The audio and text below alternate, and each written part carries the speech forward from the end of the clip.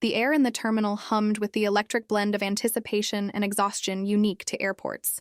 It was a symphony of rolling suitcases, muffled announcements, and 1,000 overlapping conversations, each a thread in a vast tapestry of departures and arrivals. Amelia felt a familiar flutter of excitement in her chest. For her, airports had always been places of possibility, gateways to new adventures. This trip was particularly special. A second honeymoon to Costa Rica, a celebration of 10 years with Liam, the man she believed she knew better than she knew herself. He was standing a few feet away, on the phone, his back to her. Liam's shoulders, broad and usually a source of comfort for her, were tense. He'd been on the phone for a while, his voice low and clipped. Amelia assumed it was just last-minute work stress. He was a partner at a busy architecture firm, and leaving for 2 weeks always involved a frantic handover. She took a sip of her lukewarm coffee, watching him, a fond smile playing on her lips. He gestured with his free hand as he spoke, a habit he had when he was trying to make a point emphatically. Even from a distance, she could trace the lines of his concentration, the slight furrow of his brow. They had built a life together, brick by brick, on a foundation of what she thought was solid trust and shared dreams. 10 years. A decade of inside jokes, of navigating challenges, of whispered promises in the dark. They weren't perfect. No couple was. But they were strong. Or so she believed. Amelia was a planner, a list maker, someone who found comfort in order and predictability. Liam, with his spontaneous energy and easy charm, was her balance. He was the one who encouraged her to step out of her comfort zone, the one who had convinced her to trade their usual European city break for the rainforests and volcanoes of Central America. As she watched, Liam ended his call and turned, his eyes scanning the bustling crowd. When they met hers, he broke into a wide, familiar smile. But the smile didn't quite reach his eyes. There was a shadow there, a flicker of something she couldn't name. He walked back to their seats, dropping his phone into his jacket pocket. "All sorted?" she asked, her own smile unwavering. "Finally," he sighed, running a hand through his dark hair. "You'd think the world would stop for a day, but no, sorry about that." "It's fine," she said, reaching for his hand. It felt cold. "As long as it's done. From now on, it's just you, me, and a lot of monkeys." He chuckled, a sound that usually warmed her to her core, but this time it felt hollow, rehearsed. "I can't wait." Another man, a colleague of Liam's named David, who was coincidentally catching a flight to a conference in the same city they were connecting through, walked up to them. He clapped Liam on the shoulder. "Ready for paradise, you two?" "More than ready," Amelia replied, trying to shake off the unsettling feeling that had begun to creep into her heart. Liam and David exchanged a few words about work, a project they were both involved in. Amelia's attention drifted, her gaze falling on the departures board. Their flight, Gate B12, was boarding in 20 minutes. The final call for another flight to Seattle echoed through the terminal. It was then, in that fleeting moment of distraction, that the world tilted on its axis. As David turned to leave, he lowered his voice, but not enough. He gave Liam a conspiratorial look, a look that made Amelia's blood run cold. "You're a brave man, leaving at a time like this. Make sure you call when you land." Liam's response was a barely audible whisper, a venomous secret not meant for her ears. He glanced quickly in her direction, thinking she was still lost in her own world. But she wasn't. Her hearing had narrowed, zeroing in on him with a sudden, terrifying clarity. "It's for the best," Liam murmured, his voice a low rumble of deceit. "She'll never know about the baby." The word struck her with the force of a physical blow. The baby. 3 words that shattered a decade of trust into a million irreparable pieces. The hum of the airport faded to a dull roar in her ears. The faces in the crowd blurred into a meaningless watercolor of motion. She could feel the blood draining from her face, a cold numbness spreading through her limbs. It couldn't be real. It was a mistake, a misunderstanding. But the look in Liam's eyes as he spoke to David, a mixture of guilt, resolve, and profound deception, told her otherwise. This was no mistake. This was a truth that had been living in the shadows of her marriage, a truth so monstrous it had just ripped her reality apart. For a long moment, Amelia didn't move. She remained frozen in her seat, the plastic cold against her skin, a stark contrast to the fire of betrayal scorching its way through her veins. Liam turned back to her, that same easy smile plastered on his face, utterly oblivious to the devastation he had just unleashed. He reached out, his fingers brushing against her arm. "Hey, you okay? You look a little pale," he said, his voice laced with a counterfeit concern that was now physically repulsive to her. Amelia flinched from his touch as if his hand were a hot iron. She pulled her arm back, her movement stiff and unnatural. She looked at him, truly looked at him, and saw a stranger. The familiar planes of his face, the crinkles around his eyes she had once found so endearing, the curve of his lips. It was all a mask, a carefully crafted facade hiding a man who was capable of a breathtaking depth of deceit. A man who was living a secret life, a life that involved a baby, another life, another family. "I'm fine," she managed to say, the words tasting like ash in her mouth. Her voice was a thin, reedy sound she barely recognized as her own. "Just a little tired." The lie came surprisingly easy. The first of what she knew would have to be many if she were to survive the next few minutes. She needed to think. She needed air. But most of all, she needed to get away from him. Confronting him here, in the chaotic anonymity of the airport, was unthinkable. The scene would be ugly, public, a spectacle of her own humiliation. No, she couldn't give him that. She couldn't give him the satisfaction of her tears or the raw, messy explosion of her pain. Her heartbreak was hers alone, a precious, terrible thing to be cradled in private. She needed a plan. She, Amelia, the planner. But her mind, usually a neatly organized filing cabinet of lists and schedules, was a whirlwind of pure, white-hot emotion. The baby. The words echoed in the sudden silence of her mind, a relentless, deafening drumbeat. Whose baby? How long had this been going on? Was the mother someone she knew? The questions were a swarm of angry hornets, each one stinging her with a fresh wave of agony. Their boarding call for Gate B12 finally flashed. "Now boarding." "That's us," Liam said, a note of genuine excitement in his voice. He stood up, grabbing his carry-on bag from the floor. "Ready for paradise, my love?" My love. The term of endearment was a dagger in her heart. She looked at the gate, B12. It was no longer a gateway to a romantic escape. It was the entrance to a lie, a 2-week pantomime of a happy marriage that was, in reality, a rotting corpse. She imagined the days ahead, forcing smiles for photos, holding his hand while her mind screamed, lying next to him at night, the space between them an impassable canyon of his betrayal. She couldn't do it. She would not do it. In that instant, a cold, hard clarity cut through the fog of her pain. It wasn't a choice. Not really. It was a primal instinct for survival. Her body moved before her mind had a chance to second-guess the decision. She stood up, her movements deliberate and calm. "You go on ahead," she said, her voice steady.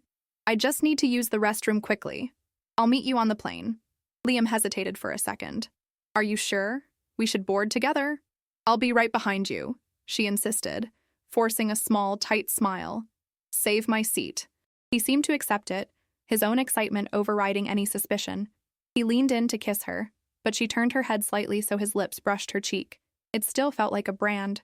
"Don't be long," he said, before turning and merging with the queue of passengers shuffling towards the jet bridge. Amelia watched him go, watched the back of the man she had loved disappear into the tunnel that was meant to lead them to their shared future. The moment he was out of sight, she turned and walked, not towards the restroom, but in the opposite direction. Her legs felt both heavy and light, moving on autopilot. Her carry-on bag, the one she had so carefully packed with sundresses and swimsuits, was still by her seat. She left it there. She left everything. Her eyes scanned the departures board, a frantic search for an escape route.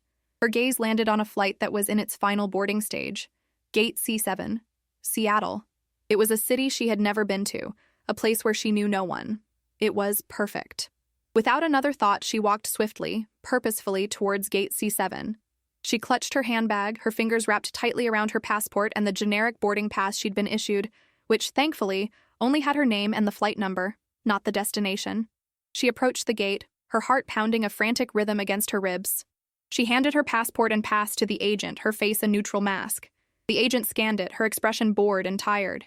"You're just in time," the agent said, handing them back. "Have a good flight." Amelia walked down the jet bridge, each step taking her further away from Liam, from the ruins of her life. She didn't look back.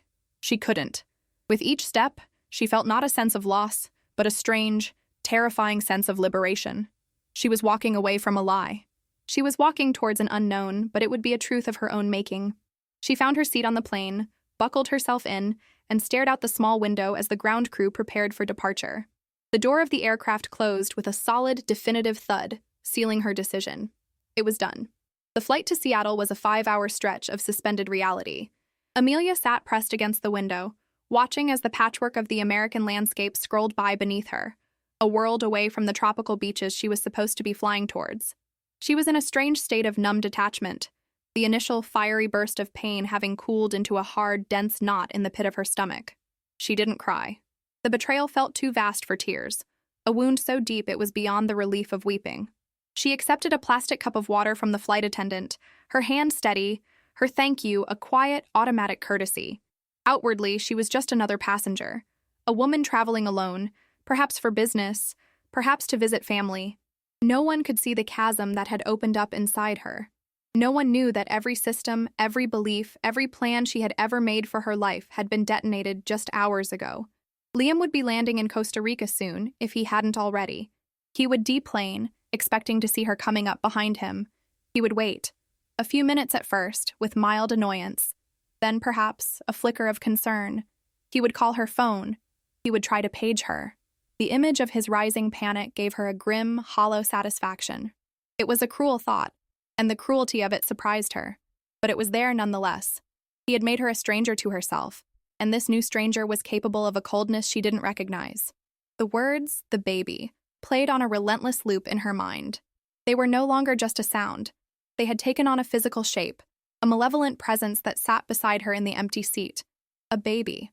It meant a whole other life, a woman, a relationship, a history that had run parallel to her own, hidden in the shadows. She began to sift through the last few months, the last year, hunting for the clues she had missed. The late nights at the office he claimed were due to deadlines. The hushed phone calls he would take in another room. The slight, almost imperceptible distance that had grown between them. A coolness she had attributed to the stresses of work and life, but which she now saw was the shadow of his secret. How could she have been so blind? Was her love for him so complete that it had rendered her oblivious to the truth? Or had she, on some subconscious level, chosen not to see? The questions were merciless, chipping away at the very foundation of her identity. If her marriage was a lie, what else was? Was she the loving wife, the planner, the stable one? Or was she a fool? When the plane began its descent into Seattle, the city lights spreading out below like a carpet of scattered diamonds, a fresh wave of terror washed over her. What had she done? She was in a city she didn't know, with no luggage, no hotel reservation, and a future that was a complete and terrifying blank. She had her wallet, with credit cards and a few $100s in cash, and her phone. That was it. She was utterly, terrifyingly untethered. Navigating the Seattle-Tacoma airport was a blur. She followed the signs for ground transportation like a robot, her movements slow and deliberate. The air outside was cool and damp, a stark contrast to the manufactured climate of the airport and the humid warmth she had been expecting in Costa Rica. It smelled of rain and pine, a scent so different from her life back home that it felt like arriving on another planet. She got into a taxi, the driver a kind-faced man with a graying beard. "Where to, ma'am?" he asked. Amelia's mind went blank. Where to? She had no destination. "A hotel," she said, her voice raspy. "Downtown. Something simple. Clean." "You got it," he said, and the car pulled away from the curb, merging into the flow of traffic. She watched the city lights slide by, the unfamiliar buildings and street signs amplifying her sense of displacement. She was anonymous here. No one knew her as Liam's wife. No one had any expectations of her. The thought was both liberating and profoundly lonely. For 10 years, her identity had been intertwined with his, Amelia and Liam. Now, she was just Amelia.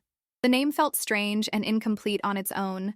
The driver dropped her at a modest, respectable-looking hotel downtown. She paid him, adding a generous tip with a fumbling hand, and walked into the brightly lit lobby. The process of checking in was another series of automatic movements. She handed over her credit card, her ID. The clerk was efficient and impersonal. He didn't ask why she had no luggage. He didn't care. He gave her a key card and directions to the elevator. Her room was on the 9th floor. It was sterile, generic, decorated in inoffensive shades of beige and gray. A king-sized bed, a desk, a small armchair. It could have been anywhere in the world. She walked to the window and looked out at the city, a constellation of lights and anonymous lives. She slipped off her shoes, her feet aching from hours of walking and waiting. She placed her handbag on the desk. The silence of the room was absolute. It pressed in on her from all sides, a physical weight. There were no rolling suitcases, no boarding announcements, no Liam. There was only her. And then, the dam broke. A sob tore through her, a raw, guttural sound that seemed to be ripped from the deepest part of her soul. She staggered to the bed and collapsed onto the crisp, impersonal duvet. The numbness shattered, and the full crushing weight of her reality crashed down upon her. 10 years of love, of life, of shared history, all of it was a lie. The future she had planned, the children she had hoped for, the old age she had envisioned at his side, it all evaporated into smoke. She was 42 years old, and her life was in ruins. She curled into a tight ball, her body shaking with the force of her grief. And finally, she wept. She wept for the woman she had been, for the love she had lost, and for the terrifying unknown void that lay ahead. Amelia woke to the unfamiliar gray light of a Seattle morning, filtering through a gap in the hotel curtains. For a disorienting moment, she didn't know where she was. The sterile scent of the room, the weight of the generic comforter, the muffled sounds of a city waking up, none of it was hers. Then, memory crashed back into her with the force of a physical blow. The airport, Liam's voice, the baby, the flight, the hotel, the memory of her own ragged sobs. It was all real. The grief was still there, a heavy stone in her chest, but the violent storm of last night had passed, leaving behind a landscape of desolate calm. She lay still for a long time, watching the dust motes dance in the sliver of light, feeling the profound emptiness of the king-sized bed. She was alone. For the first time in a decade, she was completely and utterly alone. Her handbag was on the nightstand, and inside it, her phone. She knew she had to face it. With a deep, steadying breath, she reached for it and turned it on. It came to life with a barrage of notifications, a digital scream for her attention. 37 missed calls from Liam, 15 from her mother, her voice no doubt laced with panic after being alerted by her worried husband. Texts flooded her screen, a timeline of his escalating performance. The first ones were from the airport in their home city. Liam, where are you? Boarding is almost over. Liam, Amelia, I'm on the plane. They're closing the door. Where are you? Then a gap. The time he was in the air. The next ones were from Costa Rica. Liam, landed. You weren't on the flight. I don't understand. I've been calling and calling. Please answer me. Liam, Amelia, I'm starting to get seriously scared. Did something happen after I left you? Are you okay? Liam, I've called the airport police. I called your mom. No one has heard from you. Just let me know you're safe. Please. I love you. I love you. The words were so obscene in their dishonesty that she felt a surge of cold, clarifying rage. The performance was flawless. The concerned husband, losing his mind with worry. He would be playing the part for everyone right now. Her family, their friends. He would be the victim, the man whose wife had inexplicably vanished. He was building his narrative, casting himself as the hero of a tragedy he had authored. She refused to be a character in his play. Driven by this newfound anger, Amelia swung her legs out of bed. She would not waste away in this room. She would not let him reduce her to a weeping mess. She stripped off yesterday's clothes, the clothes she had chosen for a life that no longer existed, and stepped into the shower. The hot water felt like a baptism, washing away the lingering scent of her old life, the phantom touch of his last kiss. She got dressed and walked out of the hotel, leaving the phone on the bed. She needed to put a wall between herself and his frantic, deceitful messages. The Seattle air was crisp and clean, smelling of damp pavement and salt water. It was invigorating. For the first time in what felt like an eternity, she took a deep breath that didn't feel constricted by pain. Her first task was practical. She found a large department-style store and bought the essentials: a toothbrush, underwear, a pair of simple black pants, a soft gray sweater, and comfortable walking shoes. The act of purchasing these anonymous items was grounding. They were not things Amelia, Liam's wife, would have chosen. They belonged to this new, untethered woman she was becoming. They were a uniform for her survival. Dressed in her new clothes, feeling marginally more human, she started to walk without a destination. Her feet carried her towards the waterfront, towards the lively, chaotic energy of Pike Place Market. The place was a riot of sensation. The shouts of the fishmongers, the vibrant colors of 1,000 flower bouquets, the smell of fresh bread and roasted coffee, the crush of the crowd. It was an assault on the senses that, paradoxically, pulled her out of her own head. She watched a fish fly through the air, caught by a man in rubber overalls, and a small, genuine smile touched her lips for the first time. The world was still turning. Life, in all its messy, vibrant, and absurd detail, was still happening. She found a small, quiet cafe tucked away in a corner of the market, overlooking the gray expanse of Elliott Bay. She ordered a coffee, the rich, dark aroma a small comfort. As she sat, cradling the warm mug in her hands, she allowed herself to think, not about what she had lost, but about what she would do. Going back was not an option. Not to Liam, not to the house they had shared, not to the lie. The thought of divvying up their life, the furniture, the photos, the friends, was exhausting, a mountain of future pain. But it was a practical mountain, a series of steps. It wasn't the bottomless emotional abyss of his betrayal. She pulled the hotel keycard from her pocket and looked at the bland corporate logo. She couldn't stay there forever. She needed a plan, a real one. She needed a place to live, a job, maybe. She was a graphic designer. She could work from anywhere. The thought as it formed was terrifying, and yet, it also held a tiny, gleaming seed of possibility. She finished her coffee, her resolve hardening. Before she could build a new life, she had to fully demolish the old one. But she would do it on her own terms, in her own time. Returning to the hotel room, she walked directly to the phone. She picked it up, saw the screen lit up with another missed call from Liam. Her finger hovered over the screen, tempted to answer and unleash the torrent of her fury. But she stopped. An argument would solve nothing. It would only feed his drama. Instead, she did the only thing that felt right. She held down the power button and turned the phone off. The screen went black. Silence. For the first time in 10 years, she was completely unreachable. And in that silence, she found a small, solid piece of control. The days that followed bled into a week, then two. The silence from her old life was absolute, a void of her own making. The hotel room, once a temporary sanctuary, began to feel like a cage. Amelia knew that hiding was a short-term solution, not a life. The anger and grief had not vanished, but they had settled, transforming from a raging fire into a low, smoldering ember in her chest. It was a fuel source, she decided, not just a source of pain. Using a burner phone and a new email address created under a variation of her maiden name, she took the first concrete step towards severing her past. She found a divorce lawyer online in her home state, a woman with a reputation for being discreet and efficient. The phone call was brief, clinical. Amelia explained the situation in clipped, emotionless terms. My husband and I have irreconcilable differences. I want to file for divorce as quickly and quietly as possible. The lawyer was professional. She didn't press for salacious details. She simply asked, "Are you in a safe location?" "Yes," Amelia replied, the word feeling more true than it had in years. "I am safe." She didn't mention the baby. She didn't mention the betrayal. To speak of it, to put it into the legal record, felt like giving it power. Her reason for leaving was simple. The marriage was over. Liam could spin whatever narrative he wanted. She would counter it with silent, legal finality. The next step was finding a place to live. She scoured online listings and found a small, furnished studio apartment for rent in the Fremont neighborhood, a quirky, artistic area that felt a world away from the manicured suburbs of her former life.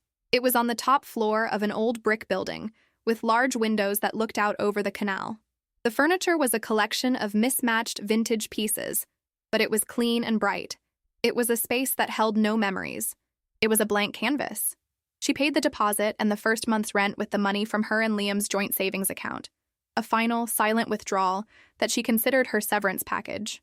Moving in was a simple affair. She had only a few bags of new clothes to her name. That first night, sleeping in her own bed, in her own apartment, she felt a profound shift. The loneliness was still a tangible presence, but it was no longer terrifying. It was just quiet. It was a space she could fill with herself. She began to build a routine. In the mornings, she would walk along the canal, watching the rowboats glide by, a thermos of coffee in her hand. She set up her laptop, a new one, purchased with her own credit card, and started rebuilding her graphic design portfolio. She took on small freelance jobs, designing logos for local coffee shops and menus for small restaurants. The work was steadying, a reminder that she had a skill, an identity that existed independently of her marriage. She was a designer. She was creative. She was more than just a wife who had been wronged. One afternoon, a month after she had arrived in Seattle, she received an email from her lawyer. "Mr. Davies has been served. He has contested the filing, claiming spousal abandonment. He is requesting mediation and counseling. He says he is worried for your mental state. Amelia read the email twice. His arrogance was breathtaking. He was still trying to control the narrative, to paint her as unstable, himself as the victim. The ember of her anger glowed hot. She typed a simple reply. Reject all requests. Proceed with the divorce on my terms. She would not be manipulated. She would not be drawn back into his drama. The life he had shattered was gone, and he would not be a part of the one she was painstakingly building from the wreckage. Months passed. Autumn gave way to a damp, gray Seattle winter. Amelia found a strange comfort in the gloom, in the persistent rain. It matched her internal landscape, and it made the moments of sunshine, the unexpected bursts of light over the water, feel all the more precious. She made tentative connections. A friendly nod with the owner of the bakery downstairs, a brief chat about the weather with a neighbor. They were small threads, but they were the beginnings of a new tapestry.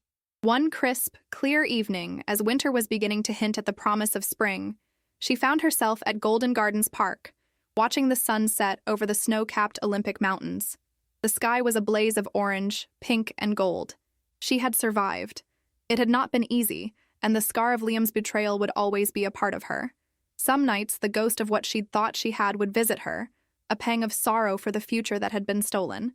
But it was a ghost, a memory. It no longer had the power to break her.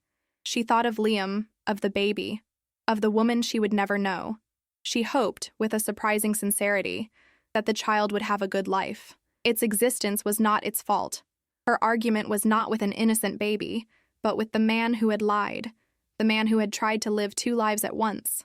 She let the thought of them drift away, out over the shimmering water, and felt a sense of peace settle over her. She didn't know what her future held. It was a vast unwritten page, but for the first time the unknown didn't feel like a void. It felt like freedom.